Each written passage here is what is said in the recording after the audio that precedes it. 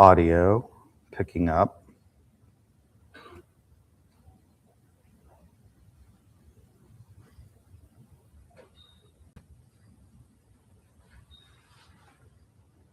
Test 1, 2.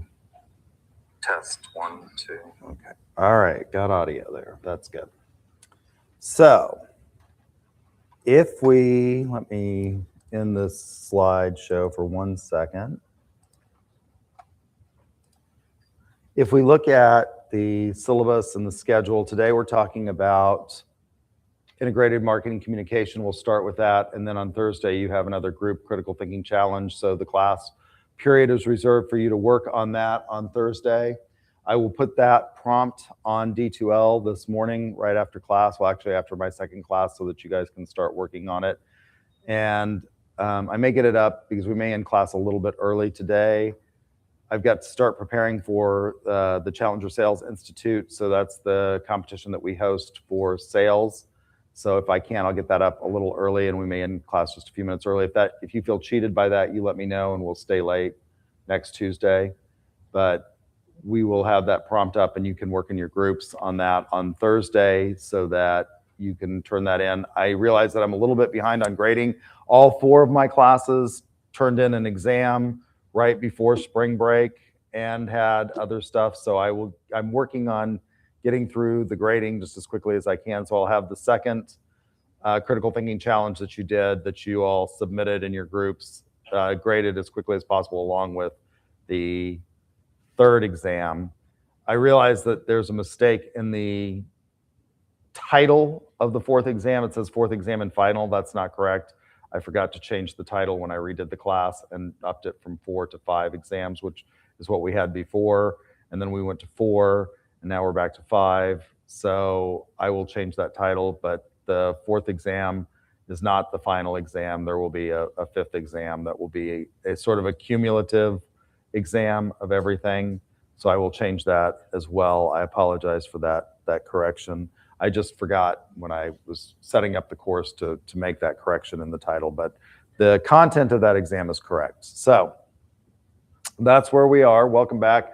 Did anybody go any place fun for spring break? Do anything fun for spring break? No one went anywhere. You didn't engage in any creative marketing activities over spring break. Yeah, what'd you do?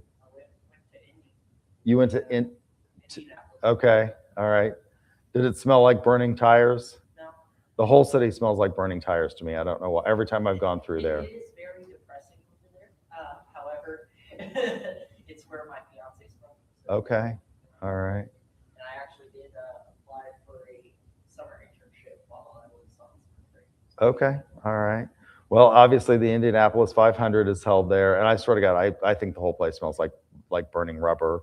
But that's a huge marketing. NASCAR is a huge marketing opportunity, right? In terms of the promotion and all of that. So that's an interesting opportunity. The Indy 500 is IndyCar. Right. The Brickyard is NASCAR. Right.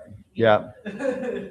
So I actually grew up with some people that owned the track in Albuquerque, and that's where the Unsers got their start in racing. And so I know a little bit about that, and that was interesting growing up and knowing that family. So it's an interesting sport. It's interesting to see how their marketing has changed over the years and how they are trying to reach out, as are a lot of the professional sports, to a wider audience than what has historically been. And I think that's one of the things that you would see if you watch the halftime show of the Super Bowl, was that was a huge attempt to reach out to a larger audience on the part of the NFL. And I thought that was an interesting, it was the first halftime show since the wardrobe incident that we had a real kind of interesting, not run-of-the-mill, just sort of musical performance. Whether you liked it or not, I thought that was an interesting, from a marketing standpoint. So we're going to talk about integrated marketing communication today and start with that, and then we will talk about some more in-depth types, but the first prompt will be to start thinking about an integrated marketing communication plan for loves and developing their e-charging vehicle stations, since that is going to be, in many respects, a huge part of the way we transport things in the future. I think that we will see in that marketplace, I think we will see movement forward, and then you'll see sort of a plateau, which happens a lot, and then you'll see another big leap. One of the things that has happened and led to a problem initially with electronic vehicles being really, really attractive is the batteries are really, really heavy. So my sister-in-law, for example, has a Tesla X. They were driving up to see me. This was about a year ago in, I think, November, and for Thanksgiving, and they had a flat in their Tesla X, and you can't just change the car's tire. Now, in reality, it used to be that cars came with jacks and spare tires that you could actually use. They don't anymore because nobody really knows how to. The auto manufacturers know that you don't know how to change a tire. And so, for example, I had a flat in my Dodge Ram 3500, and the jack that came with the Dodge Ram 3500 was completely incapable of jacking up the vehicle. I had to call roadside assistance, and they had to bring out a floor jack because that vehicle weighs so much that it kept sinking into the asphalt, the little stand jack that they had that came with the vehicle. It did come with a full-size tire so that you could replace that at least. But the Tesla X, they just don't even bother giving you any of that because the vehicle is so heavy as a result of the batteries that you can't jack it up. You have to call Tesla and have them provide you with roadside assistance. And that roadside assistance involves them literally putting the car on a flatbed tow truck and towing it to the nearest Tesla dealer, which in this case was convenient for them because it was Oklahoma City, which is where they were headed, but it may not be convenient. But those batteries are getting lighter and lighter and lighter all the time. And so, and the charges and the amount of distance that they can go is getting better. And so we've seen this kind of, like there was a big barrier to entry as a result of the fact that batteries were heavy and they didn't last very long. And that is all getting to be somewhat better. So that will be what you're going to start on, is thinking about an integrated marketing campaign, coming up with ideas for Loves on how to do that. And so to start with, we'll look at what is integrated marketing communication and how do we go about doing it.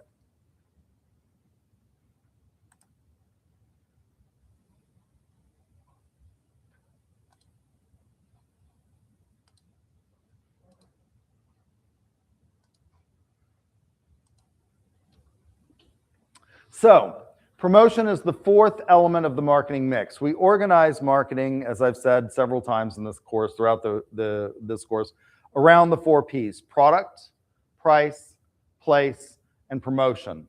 Now, a lot of times, I told you with the place element, which we discussed before the break, people don't think of that as marketing. They don't think of logistics as marketing, but that is really one of the oldest subfields of marketing.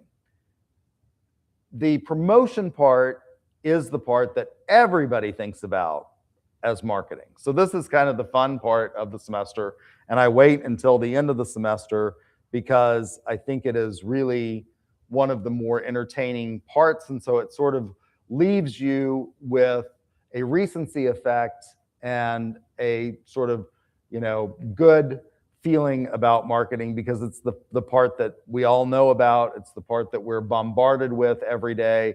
And it's the part that really is fun. I mean, looking at ads and coming up with ads and coming up with ideas for ads and things like that is really pretty entertaining. Although we all try to avoid ads constantly, we're constantly trying to figure out ways of avoiding them.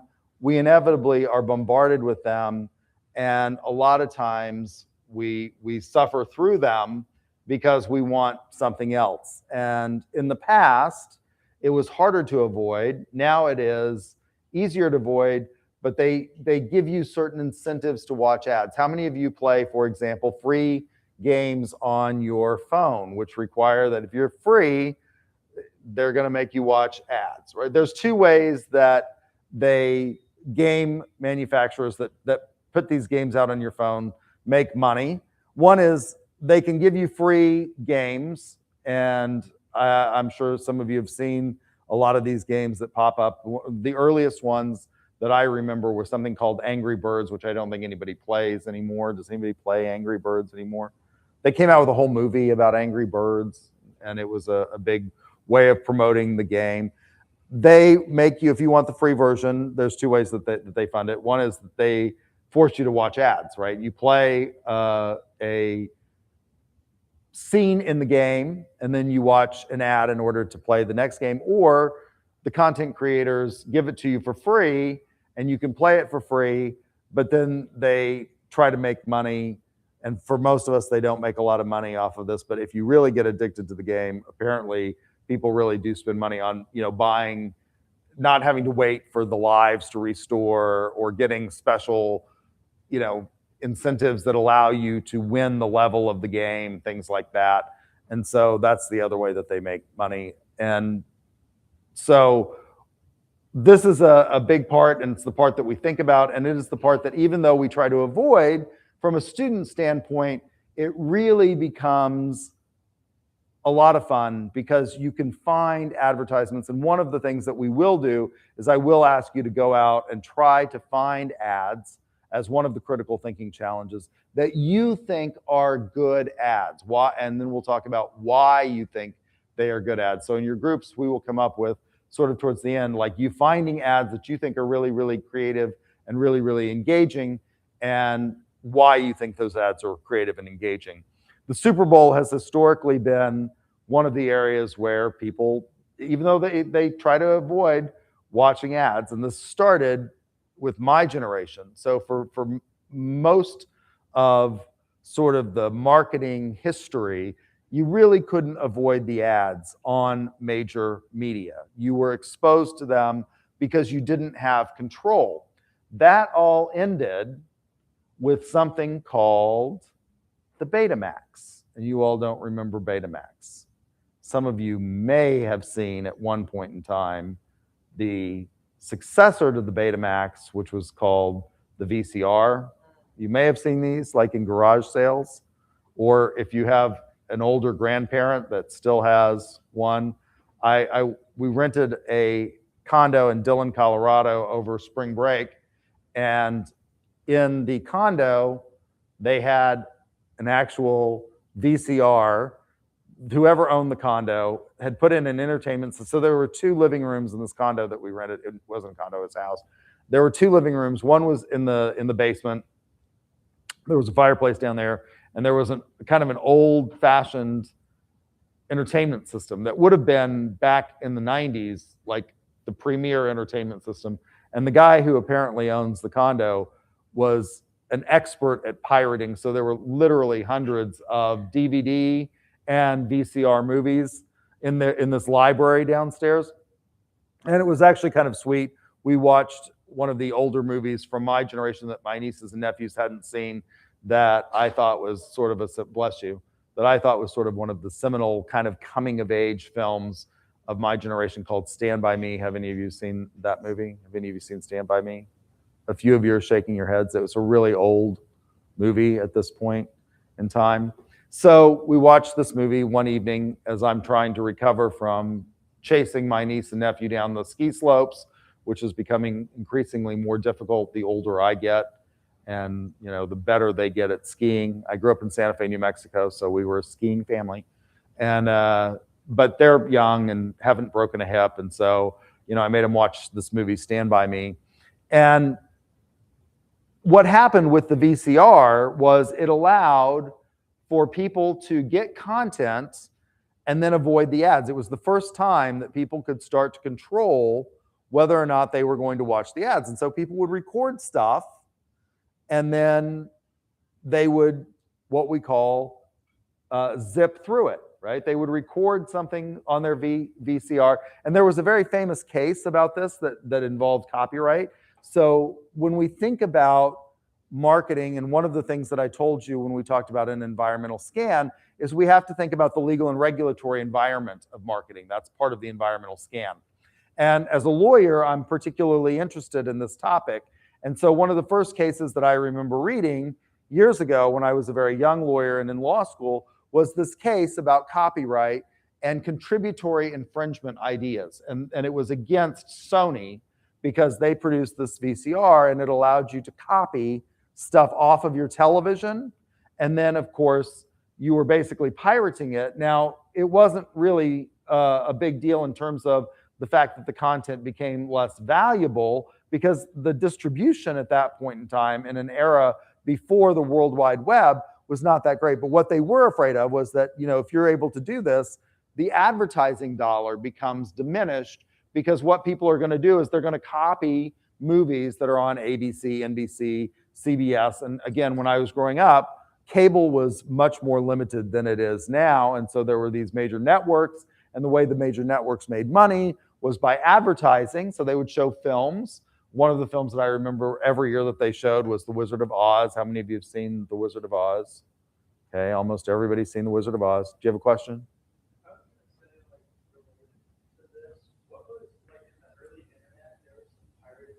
Yeah, so it was the first one was a tour service, and what was it called? I'm trying to think. Let me look.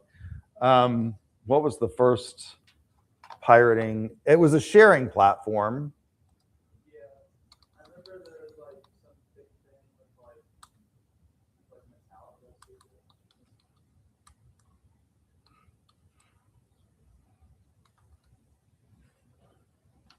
First pirate websites. Was it called Pirate Bay? Was that what it was called? Napster, yeah, Napster. You're right. That was the first one, which allowed you to basically stream your music, and then you could capture other people's music. You could go out and search it and capture, and that was one of the first ones that allowed for that. And it got shut down fairly quickly. But yeah, so that was one of the first content sharing websites that allowed people. And I remember people had literally thousands of songs that they were downloading through Napster. Napster actually, the content creators went out and actually found some people that had pirated literally thousands of songs, and they actually bankrupt them by suing them for copyright violations. So you have this thing called the VCR, and it really allows people to zip through to record their programs and then zip through the ads and not watch the ads. And that became very popular when I was a kid. People would record stuff when they were out. They would set the VCR to record things, and then they would come home and they would zip through when the movie got to, and it was pretty slow and cumbersome in that point in time. And then when we got discs, it became easier to do that.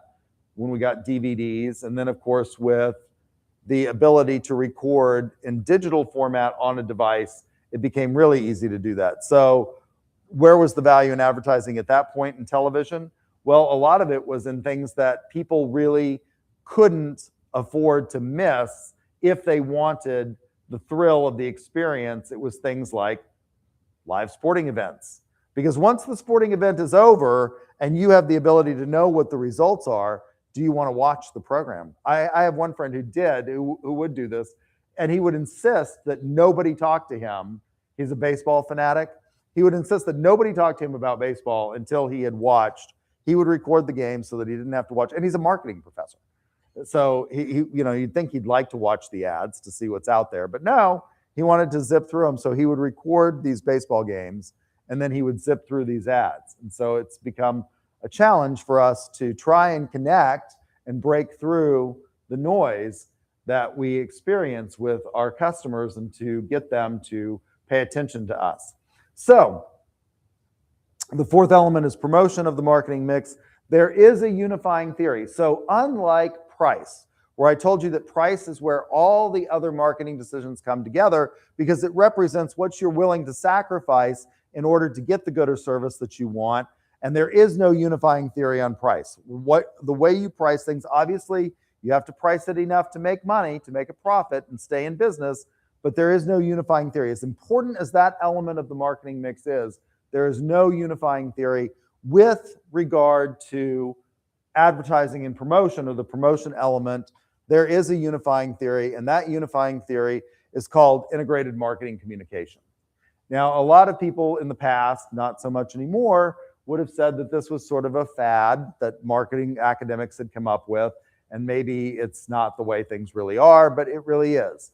And the reason that we need to engage in integrated marketing communication is so that we are speaking with a consistent voice to our consumer. So the promotion mix uses all the tools to inform prospects about benefits, persuade them to try it, and then remind them of the benefits they enjoy. And a program that coordinates all of these promotional activities to speak with this consistent voice is integrated marketing communication. So that we use all of these things, and in the past, it was sort of more difficult than it is today to do this, because you had specialists in sort of each of the fields of promotion, and they specialized in that substantive area of promotion. So what are all the areas of promotion? Well, the big one that we think about is obviously, for my generation, was television advertising, because that was the one my generation grew up watching TV, right? Your generation, it's interesting to me to watch my niece and nephew now. I don't think they ever watch TV. They're almost always, how many of you actually watch TV? You actually watch TV? Why? Like my nephew, it's not even like his iPad has become too cumbersome. He just sits there and watches everything on his phone, like, you know, with it this close to his face, because he can do it anywhere.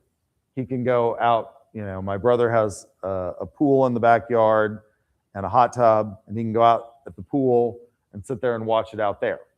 Whereas the iPad is too cumbersome. It's like hard to carry out there or whatever. I mean, it's just kind of incredible. When I was a kid, you wanted a bigger and bigger and bigger screen. That was sort of one of the signs of a family that was doing well, is that they had a big screen TV, and we wanted bigger and bigger and bigger. And now it's amazing to me. My nephew, just like, he watches everything on his iPhone.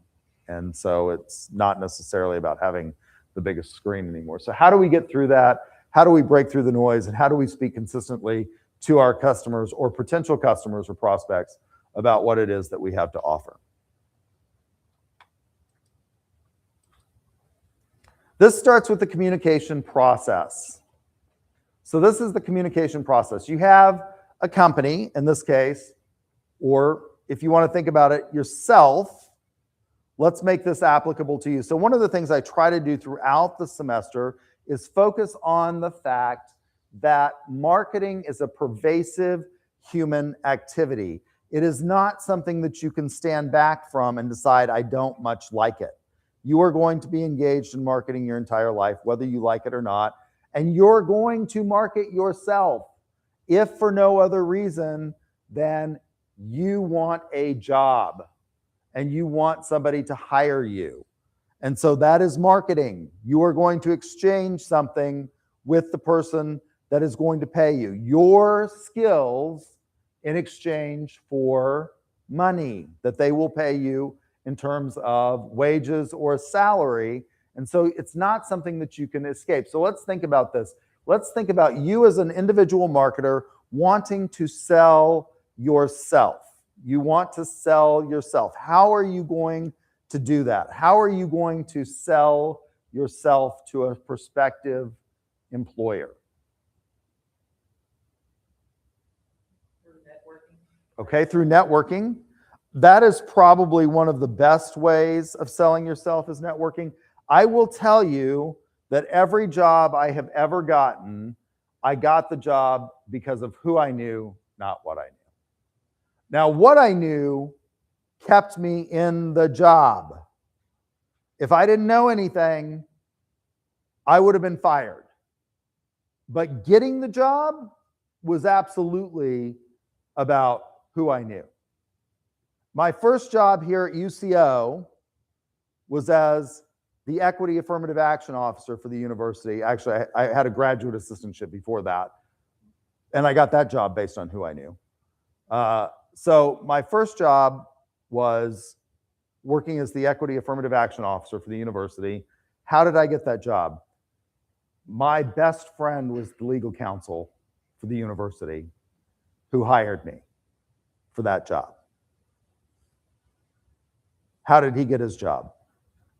He was a lawyer, and he had worked, when he was going in through law school, he had worked for George Nye, who was the governor of the great state of Oklahoma, as an intern in his office.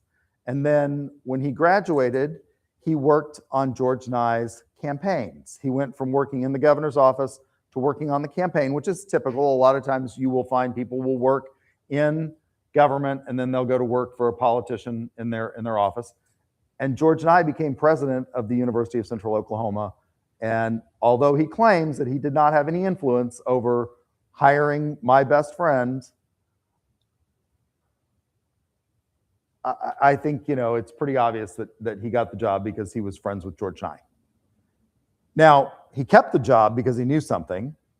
I kept the job because I knew something. If I didn't know anything about what I was supposed to be doing, I would have lost the job. And then when I became an attorney, when I graduated from law school, I was promoted. When I went and got my PhD, I wanted to come back to UCO. Now, I'm going to tell you, it helped that UCO pays under market, and so there weren't a lot of applicants for the job when I applied for this job because nobody wanted it because we paid so far under market.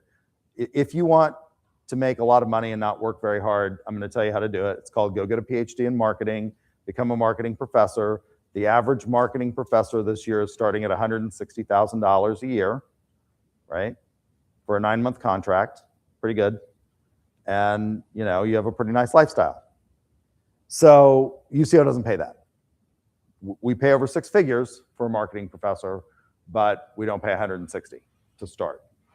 So how did I get my job when I came back? Well, the department chair of marketing was a friend of mine. I'd known her from working here at UCO on campus, and she wanted to hire me. There was a committee, there was a search, weren't a lot of applicants because they weren't paying what market rate was at the time, and so that was helpful. But it also helped that I knew the department chair and was friends with her, and what I knew kept me in the job. My training, going through the PhD program, and the fact that I had taught here at UCO for so many years in a variety of different departments over the years. I started out in liberal arts, the hippy dippy across the parking lot. I started out as a legal studies professor over there, teaching constitutional law and criminal law and procedure and American national government and things like that you all think is really boring.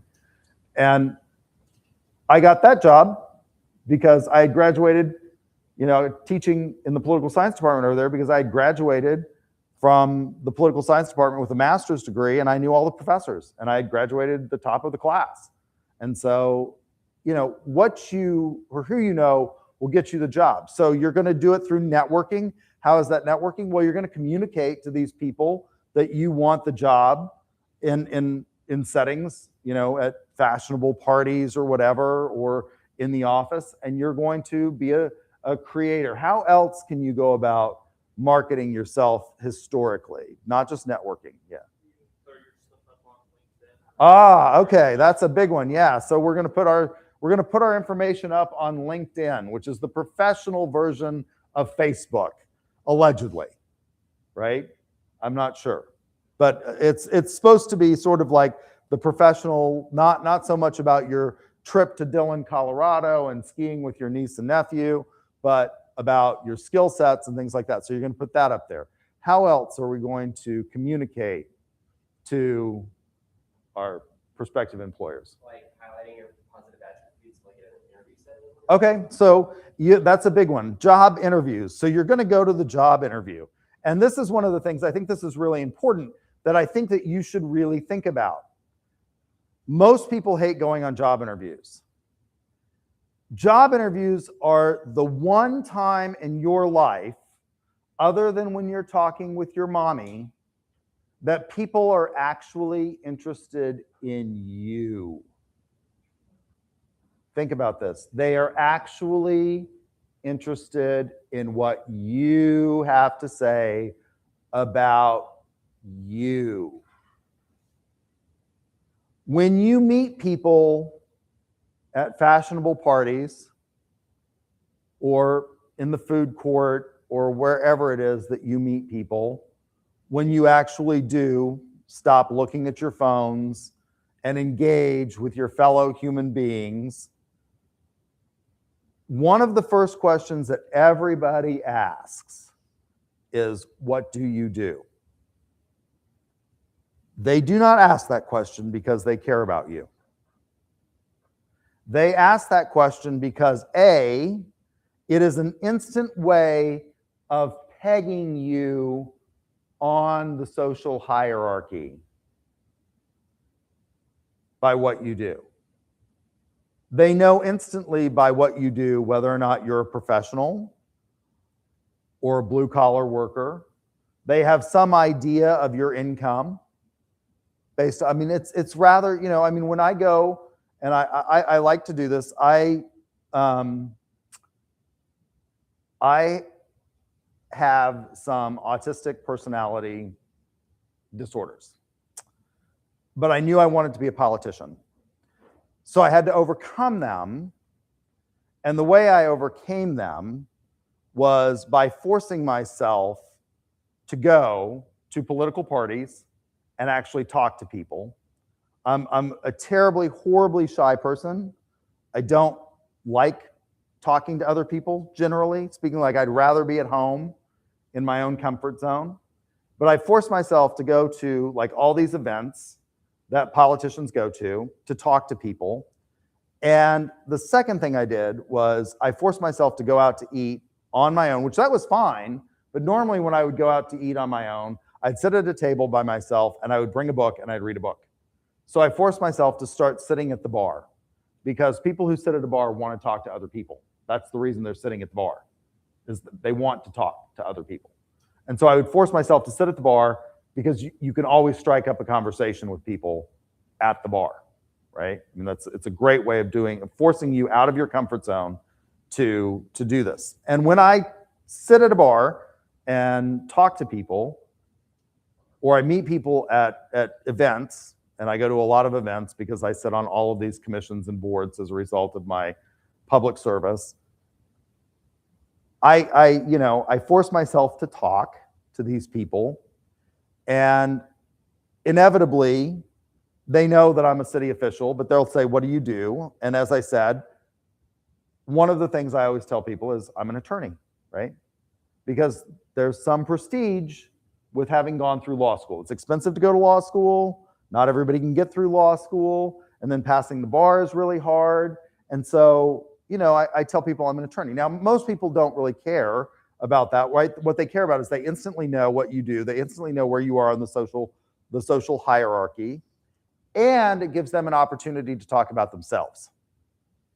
It gives them an opportunity to tell you what they do and talk about themselves. This is completely different in a job interview. It's the one time, other than, again, when you're talking with your mom, that people actually want to hear about you. They actually want to know about you and what it is you can bring to the table.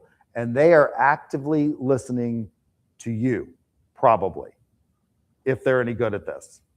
If they're not actively listening to you, that company is maybe one that you want to consider not going, because they're giving you a signal that like they're incapable of focusing.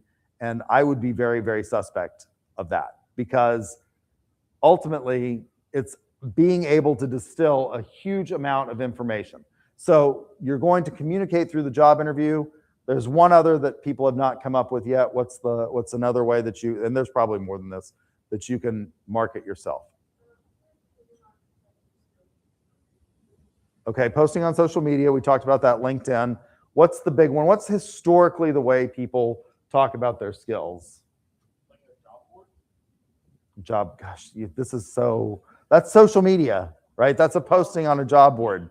Like, what's the traditional way that people communicated their skill set? You would apply for a job and you're going to give them your what? Resume. Thank you. Finally, we got to it. Resume, yes. You're going to put, and you all don't think about this because I don't know. How many of you put together your resume? If you haven't, you need to do this now. Start thinking about this now. It's amazing to me how many students, not my sales students all have jobs long before, but it's amazing to me how many, because they know how to market themselves, they know how to sell, how many of our students don't put together their resumes and don't start this process early. It's critical that you start thinking about this early, putting together your resume. You're going to have to make that resume.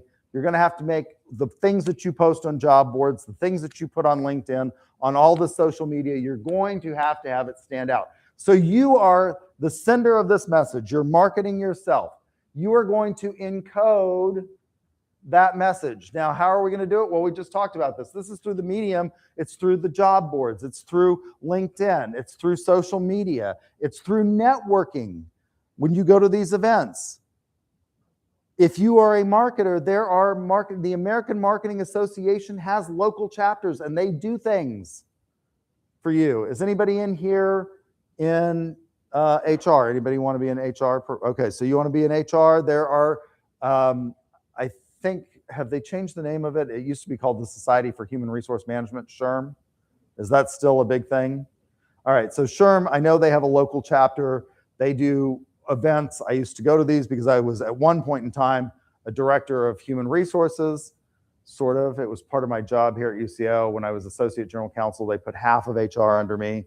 And so I would go to the SHRM events to talk about and see what's going on in the world of human resources, how to go about coming up with great training programs, how to come up with employee retention programs, all of those things. So they have these events that you're going to go to, and you're going to talk to people at these events, and you're going to make this connection face to face, right? So you're going to have to encode what it is you want to say.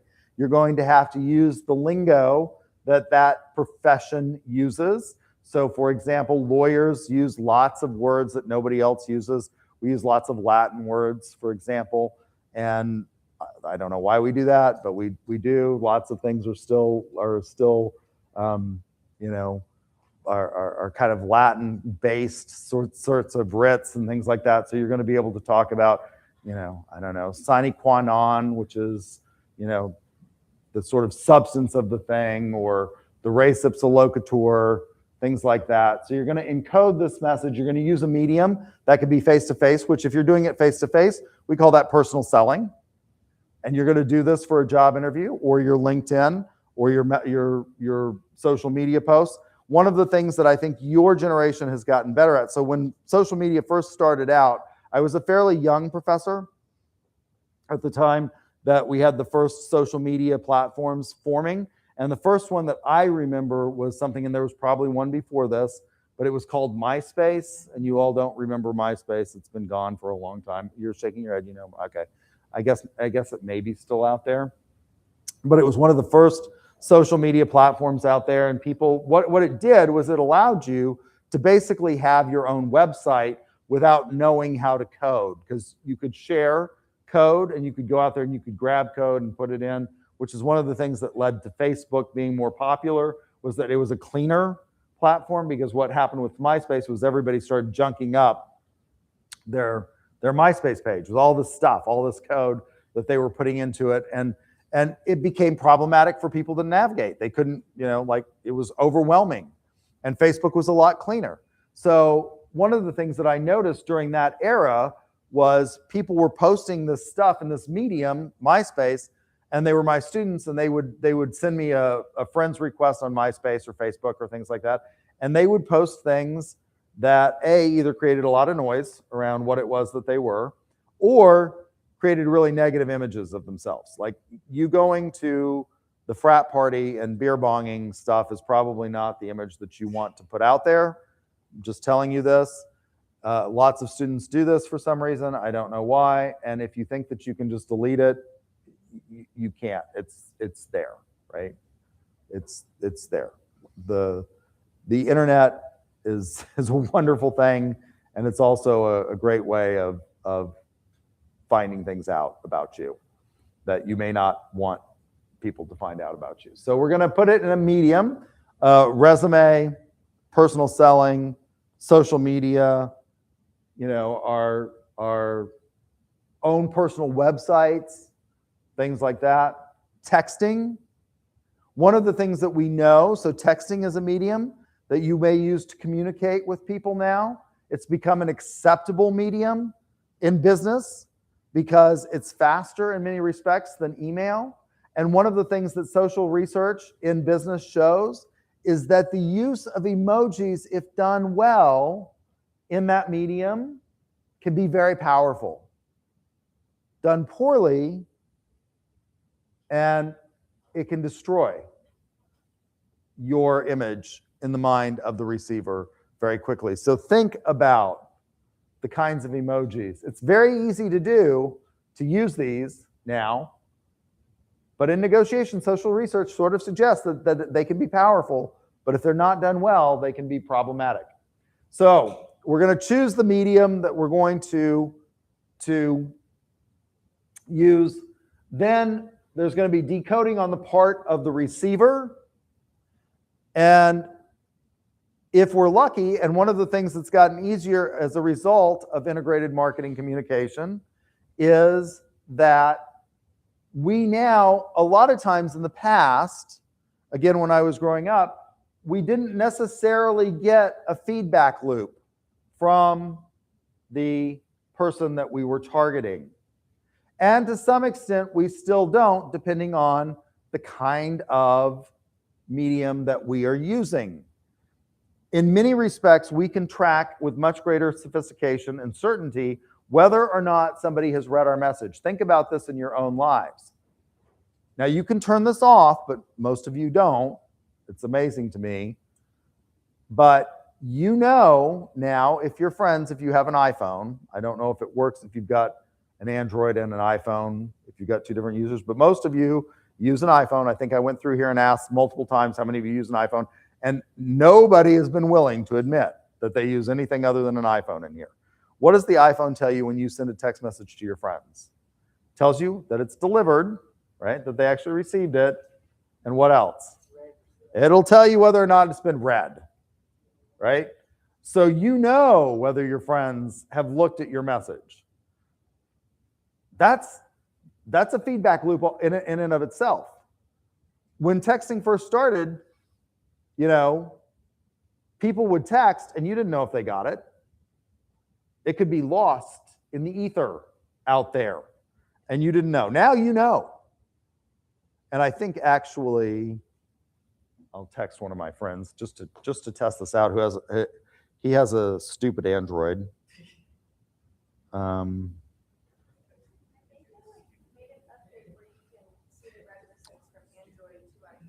Yeah, so I texted him this morning, and it does say that it was delivered.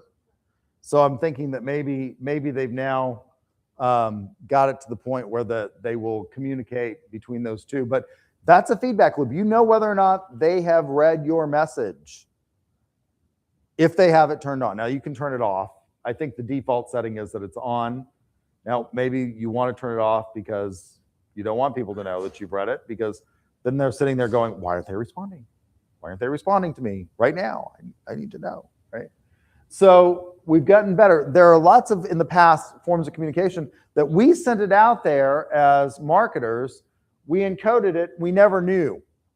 In the past, the way you applied for jobs was you might actually, I know this is hard to believe, but people in my generation did this.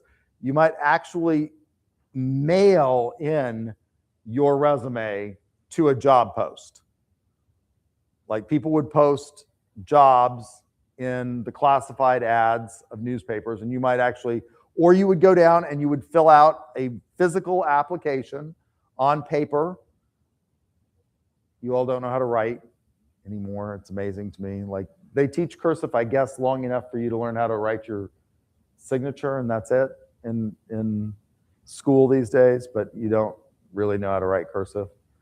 And so you would go down and fill out this application, and you'd give them your resume, and you might never know. You might never hear anything back. There may not be a feedback loop. Now, a lot of times we know because we're texting, we're communicating back and forth, we're getting emojis. So we have to then decode that And there can be a lot of problems in this communication process. Again, at the beginning of the class, we talked about what it is and why, if you get a PhD, or why the highest degree in marketing is a PhD, right? And people who get PhDs in marketing don't take a lot of philosophy classes. They're taking a lot of courses in things like advertising, marketing management, things like that are substantive. Why do we call it the PhD? Because one of the aspects of philosophy is the question of knowledge. What is it I can know and how can I know it?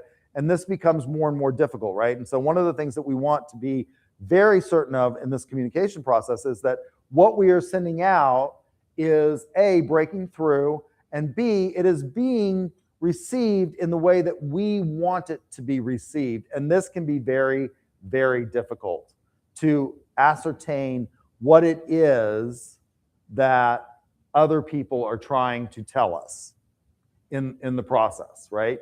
And whether or not we're being clear in our message.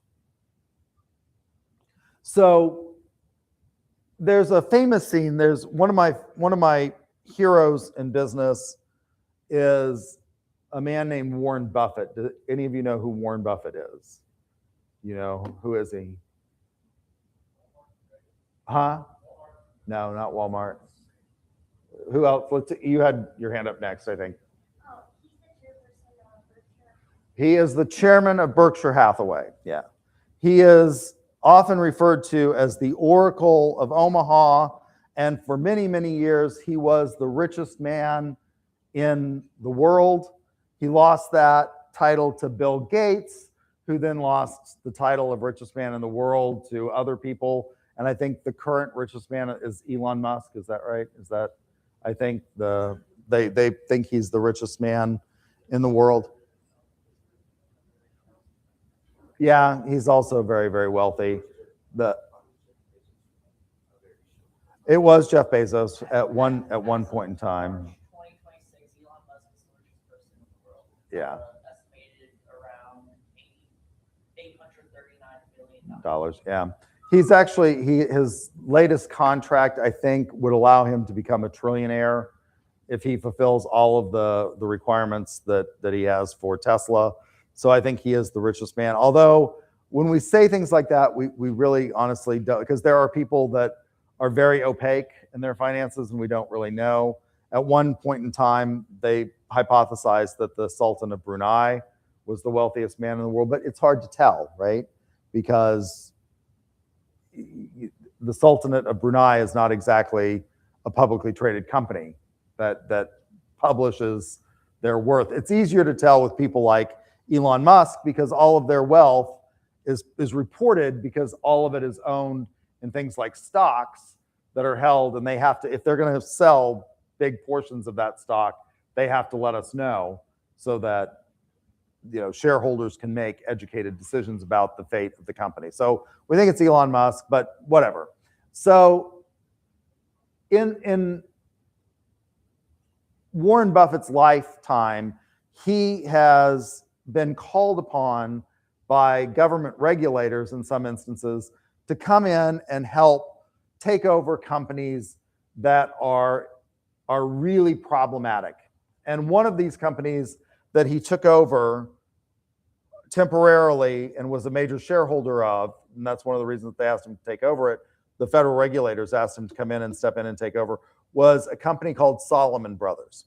Salomon Brothers had been engaged in some very irregular trading that was discovered by federal regulators, and it led to lots of problems. So the president of Salomon at the time was a guy named John Gutfried. And it's unclear as to whether or not Gutfried really knew the extent to the problems that were going on in some of his departments that were engaging in this irregular trading activity. And that's beyond the scope of what I want to focus on. But at some point in time, they decide that he's got to go. That there's going to have to be heads roll, and he's going to have to basically be fired. Now, Gutfried had in his contract what a lot of executives have, and it's one of the reasons that I am a college professor, because I have this, and most of you never will. And that's an employment contract. Most companies, unless you are a top-level C-suite executive, don't give you contracts. They operate on a theory called employment at will. And the reason that they like that is because if they give you an employment contract, when they fire you, you then have the right to what? Sue for breach of contract, which they don't want to do. Now, Gottfried is one of these lucky people because he's at the top, has this employment contract. Now, these top executives oftentimes will negotiate as part of those employment contracts what are called golden parachutes. And what these do is they make sure that if the company fires you for anything other than gross negligence, that you will have a soft landing. In other words, you'll be paid to, leave the company and you'll be taken care of. Now, why would companies do this? Well, they obviously think that the risk in being able to hire these very talented people is worth giving them this assurance that if something goes south, that they'll have some cushion there. Some of these are excessive. There's a very famous case. So I love Disney. I'm a huge Disney fan. And there's a derivative lawsuit that is brought by the shareholders of the Disney Corporation, including a guy named Roy Disney, who that should give you some indication of who he is. He's part of the Disney family. He was the last member of the Disney family that was still actively involved in sort of the management of Disney when Michael Eisner took over. And Michael Eisner hires his buddy to run the Disney parks, who had never run a publicly traded company before. He had been a sort of talent executive who'd owned his own company. And Eisner hires him to run the Disney parks, and he's an unmitigated disaster. And he gives this guy a golden parachute as part of the hiring process. And Disney shareholders, when this guy turns out to be an unmitigated disaster, sue in what's called a derivative lawsuit, basically saying you, Michael Eisner, and the board of directors have engaged in waste. And it's a really fascinating case that goes through the Delaware Court of Chancery that you should read. But for this purposes, in talking about communication, we're going to focus on Solomon and John Gottfried. So he has this golden parachute. And they decide that he's going to have to be fired. Now, part of this golden parachute, it's unclear as to what bonus he's entitled to. And you're going to have to figure this out, because the bonuses are oftentimes tied to benchmarks that you have to meet. And obviously, if the company is failing, maybe those benchmarks haven't been met. So Warren Buffett is brought in to fix Solomon, and he decides that Gottfried has to go. Now, in part of this, he brings in his best friend and alter ego, who is the vice chairman at the time of Berkshire Hathaway, a lawyer named Charlie Munger.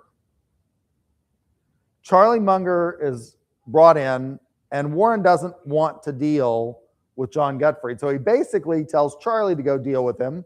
And they're riding around in a limousine, and Gottfried's lawyer is trying to negotiate with Charlie Munger, who's a lawyer, as to what the settlement package will be. Now, all of this ends up in a hearing, in a trial, because part of the contract says that if there's a dispute over the contract's terms or provisions, you will go to arbitration.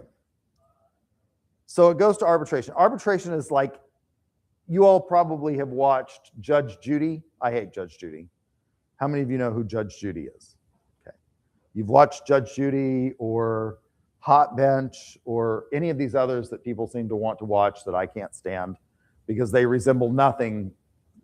And like Judge Judy's knowledge of the law seems to, I sit there constantly. I'm like, were you absent the day they taught law in law school? Because that's not the law. But people like these. Judge Judy's not a real judge anymore. You all know that, right?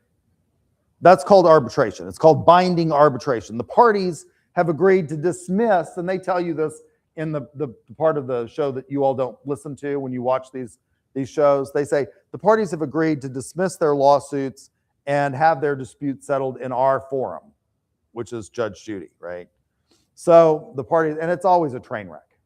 These are all, but in business, a lot of times we have these arbitration clauses. So he's going to a hearing, and a big part of the dispute involves what was going on in the limousine the night they're riding around, and John Gottfried's lawyer is trying to negotiate with Charlie Munger. And Charlie Munger says, so Gottfried's lawyer asks, do you remember this conversation? And Munger says, yes, of course I remember that conversation. And Gottfried's lawyer says, do you remember us telling you that Mr. Buffett said he'd be fair? And he says, yes.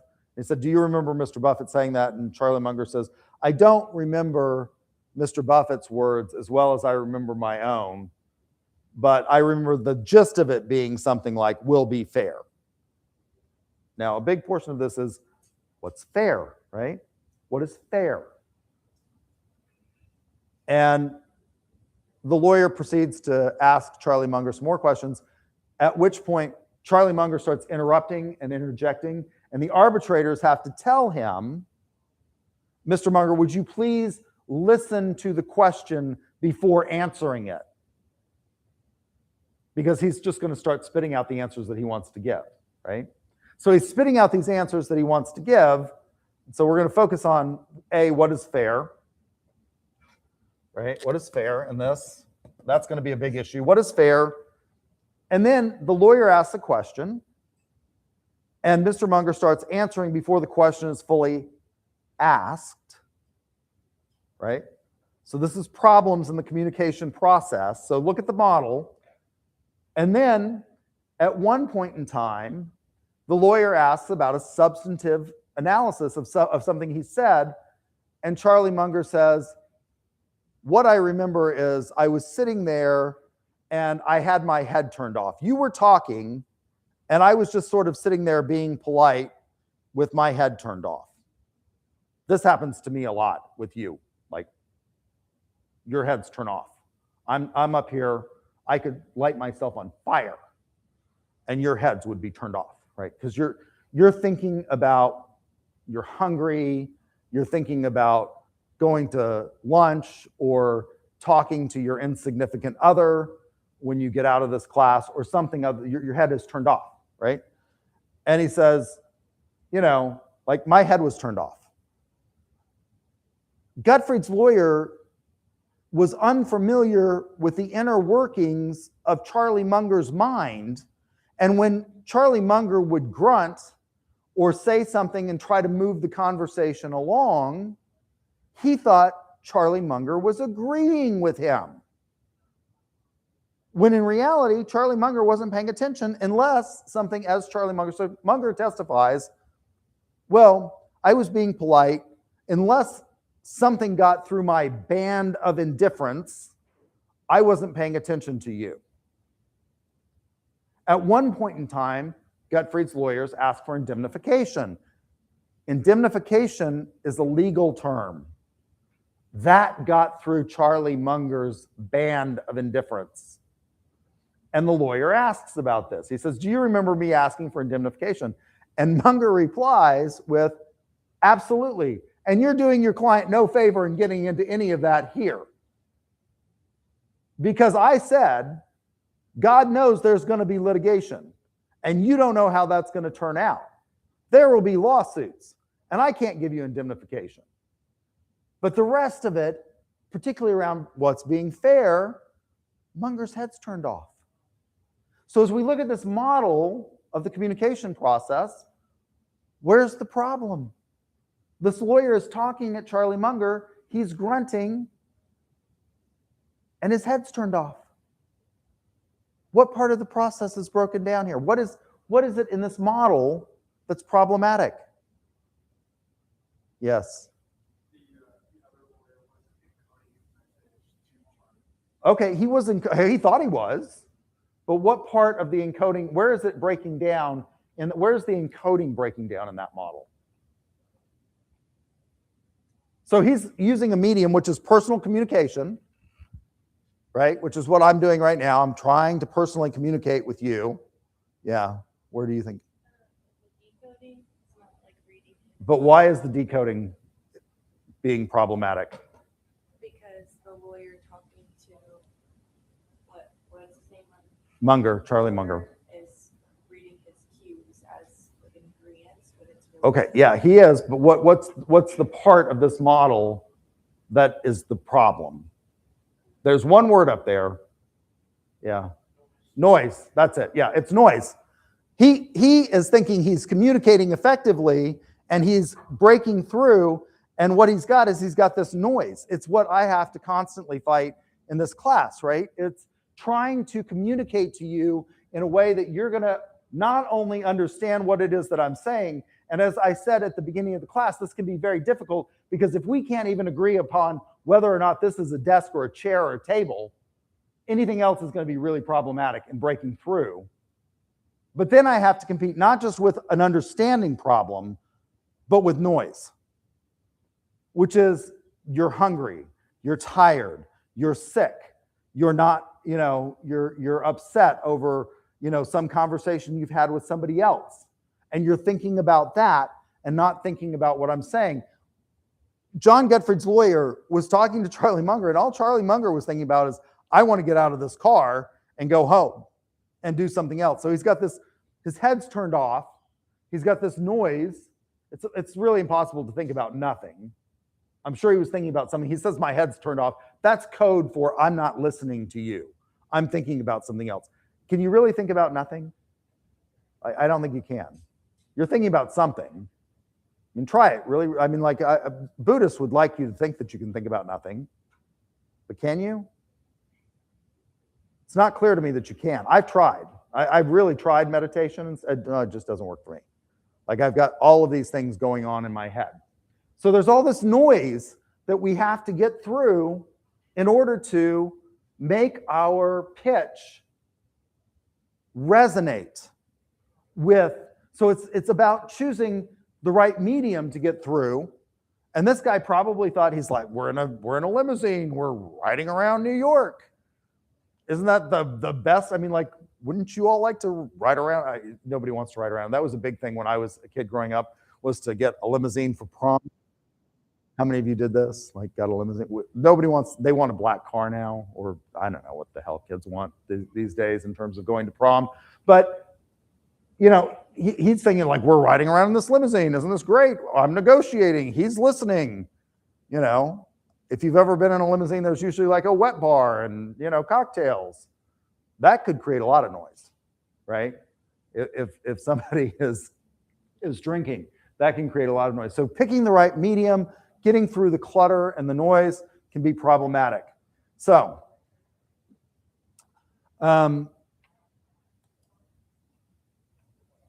encoding is we're going to transform our ideas into a set of symbols. What are those symbols? Well, in this classroom, the symbols that, for example, that I'm using in encoding are the words. Using words that you understand. A lot of times what happens when we talk is we use words in ways that we think everybody understands, and maybe they don't. So I used to teach a course called Political Marketing, and this was huge in political marketing. Republicans would talk about family values. And as a result, Democrats started, they realized that this word was resonating with voters. This term, not word, 2 words, family values, was resonating with voters.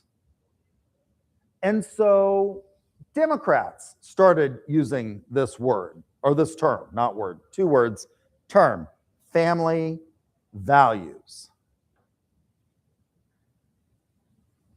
Both groups use the same term. They attach radically different meanings to that term. When Republicans historically have talked about family values, for example, and I used to teach this in my political marketing class, what do they mean by family values? They mean what? They mean, yeah. Now, Democrats will also, if you listen to a politician named James Tallarico, who's a Democrat in Texas, he will talk about Christian values as well. But yes, you are correct. That's one of the things that they, and what are parts of that Christian value? Well, it's what we call the strong father model. That's what Republicans meant by family values. What is the strong father model? Well, if we went back to the 1950s, when my mother was growing up, one of the big shows that, was popular, I guess, when she was a teenager, I think, was something called Leave It to Beaver. You all have probably never seen this. They used to play this when I was a kid. Leave It to Beaver was long gone before I was born, but they played it on reruns on a channel called Nickelodeon, which you all have probably never heard of either. So there was this Leave It to Beaver. Anybody seen Leave It to Beaver? Anybody know what Leave It to Beaver is? Okay, so a few of you know what Leave It to Beaver is, like the ultimate, in this kind of patriarchal model. The husband of the family, Ward Cleaver, is I think his name, goes off and he goes to work. The mother stays at home. They have 2 children, 2 boys, Wally and the Beeve, and the Beeve is always getting into some kind of trouble, right? And, they have to kind of work it out. That's the model that Republicans look to when they say family values. When Democrats historically have talked about family values, what have they meant by family values? Like affordability and things like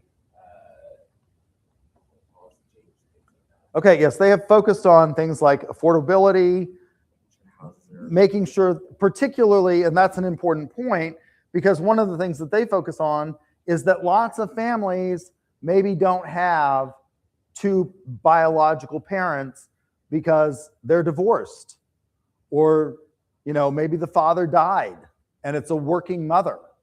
And so when they talk about family values, they oftentimes look beyond the nuclear family and what they're talking about. Hillary Clinton wrote a book. I guess she wrote it. It's probably ghost written, but she in theory wrote a book in which she used an African proverb called "It takes a village." And the idea is it takes a village to raise a child. It's not just about mom and dad. Like, this idea of Wally and the Beeve is nice, but it involves more than just that. Who else does it involve? Well, it involves all of these other people that impact your lives, that touch your lives. It's your teachers at school when you were growing up that impact. It may be grandparents and aunts and uncles and honorary aunts and uncles that impact your life. My cousin, who is more like my sister's children because I'm so much older than them, I mean, technically they're my cousins. They're my first cousins once removed. You all know the difference between first cousin once removed and second cousins? There's a difference. And at law, there's a difference. Like when you get into estate planning, got to know the difference, because in Oklahoma, our intestate statutes follow what's called per stirpes. It's another legal term. So because my cousin was more like my sister, we grew up very close. and I'm so much older than her children, who are technically my cousins, they never called me Cousin Grant. They have called me Uncle Grant forever and ever and ever. I'm not their uncle, right? But they call me Uncle Grant, right? So these honorary titles are important. That's what Democrats mean by these kinds of terms. So it's understanding that in this encoding process, we transform our ideas into sets of symbols, which are usually words, and making sure that everybody understands those words. I am out of time. You guys who got ducks can come see me, and we will talk some more about this next Tuesday. I will put the prompt up for the first part of the integrated marketing communication. And as I said, I'll start getting the grades. I've started grading. I apologize that I'm a little bit behind.